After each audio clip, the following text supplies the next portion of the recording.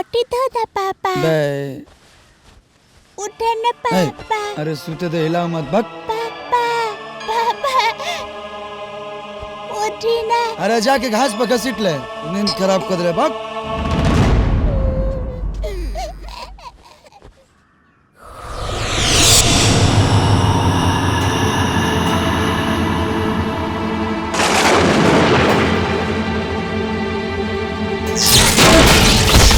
तारा माई के तू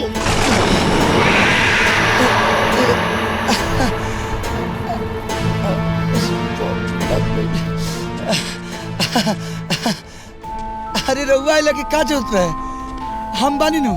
माफ कर दी बाबू अरे वो लोग के लैट्रिन का